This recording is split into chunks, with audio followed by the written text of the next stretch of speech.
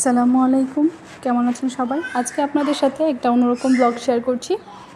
সবসময় তো নিত্যদিনে আমার রান্নাঘরে বিভিন্ন ভিডিও আমি শ্যুট করে থাকি, আপনারা দেখেই থাকেন বিভিন্ন রেসিপি। তো আজকে হচ্ছে রান্নাঘরটা কীভাবে গুছিয়ে রাখি সেই ভিডিওটা আপনাদের সাথে শেয়ার করার চেষ্টা করব।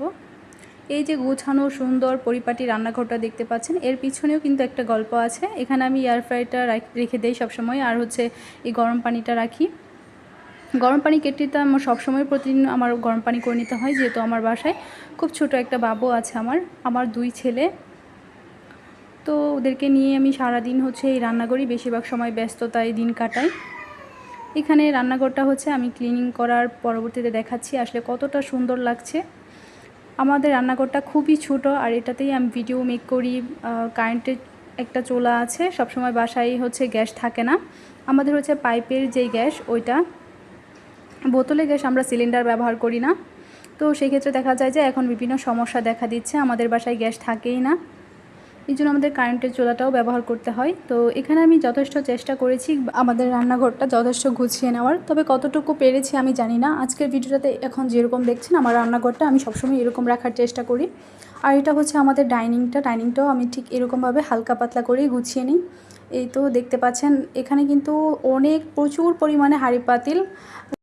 আসলে বাস্তব জীবনের গল্পটা কিন্তু একটু অন্যরকম। আমরা সবসময় যেই ভিডিও শ্যুট করি, আমি একটা পাতিলে রান্না করছি, খুব সুন্দর একটা পাতিলে রান্না করে থাকি। সো এটা কিন্তু সব সময় না, এটা কিন্তু অনেকটাই আর্টিফিশিয়াল লাগে। সেই জন্যই আমি চিন্তা করেছি যে একটা ব্যতিক্রম ভিডিও দিয়ে দেখি। আসলে যারা আমাকে চিনেন জানেন যে আমি খুব সুন্দর করেই হচ্ছে আমার ভিডিওটা মেক করার চেষ্টা করি। তো সেই জন্যই হচ্ছে আজকে দেখাচ্ছি যে আমার রান্নাঘরটা খুবই ছোটো, আর এখানে প্রচুর পরিমাণে হাঁড়ি পাতিল। আসলে এটাকে গুছিয়ে না রাখলে কিন্তু এতটা সুন্দর লাগার কথা নয়। তো এই তো এই সবগুলো পাতিল হচ্ছে খুব সুন্দর করে উপরের দিকে গুছিয়ে রেখে দিয়েছি। আর এখানে এয়ার ফ্রায়ারটা রাখি, আগে ওভেনও রাখতাম, ওভেনটা এখন উপরে রেখেছি। ওভেনটাও আমি এখানে পরবর্তীতে সেট করব। আর এটা হচ্ছে আমাদের 2টা বেসিং। নিচের যে বেসিংটা ওইটাতে হচ্ছে আমি হাঁড়ি পাতিল রান্না করার পরে হচ্ছে খাবারটা শেষ হলে হাঁড়ি পাতিলগুলো এখানে রেখে দেই। আর হাঁড়ি পাতিলগুলো এখানেই নিচেই মাজতে দেই ছালিম মাটি দিয়ে। আর উপরেরটাতে শুধু প্লেট বাটিগুলো আমি ধুয়ে রাখি। আর মাছ মাংস আমি নিচের বেসিংটাতেই হচ্ছে ধোয়ার চেষ্টা করি, এতে করে উপরে বেসিংটা অনেক বেশি পরিষ্কার থাকে। তো দেখতে পাচ্ছেন আমি জানি না ঠিক কতটা গুছাতে পেরেছি, ঠিক এরকম হয়েছে।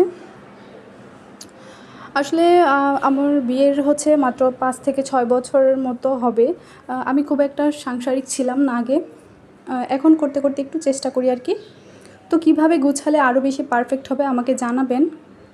আর উপরে এই ফ্যানটা যতই পরিষ্কার করি, এখানে তেলটা হচ্ছে পড়েই যায়, আমি জানি না কেন। আসলে ফ্যানটা যতবার ক্লিন করি, এই ফ্যানটা থেকে হচ্ছে তেলটা নিচের দিকে পড়তে থাকে। আমাকে 2 দিন পর পর হচ্ছে এটা পরিষ্কার করতে হয়।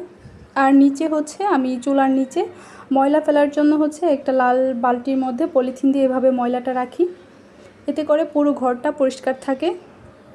যে কোনো নোংরা ময়লাগুলোই হচ্ছে এখানে রেখে দেই। তো রান্নাঘরটা খুব ছোট হওয়াতে এভাবে গুছিয়ে নিলে একটু সহজ হয়। আর এটা হচ্ছে আমাদের ডাইনিংটা এখানে আমি যথেষ্ট সম্ভব গুছিয়ে নিয়েছি।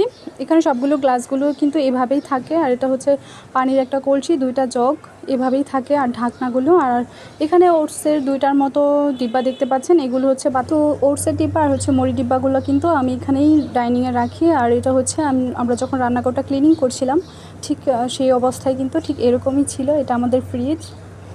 আগের দিন কিন্তু ফ্রিজটাকে অনেক সুন্দর করে ক্লিনিং করে রাখা হয়েছিল। তো অবশেষে রান্নাঘরটা ডাইনিং টেবিলটা ক্লিনিং করার পর কেমন হয়েছে অবশ্যই কমেন্ট করে জানাবেন। আমার যতটুকু সম্ভব হয়েছে আমি চেষ্টা করেছি, জানি না কতটুকু পেরেছি। অবশ্যই কমেন্ট করে জানাবেন যে আসলে রান্নাঘরটা ঠিক কীভাবে গুছালে আরেকটু সুন্দর হবে, অবশ্যই জানাবেন কমেন্ট করে।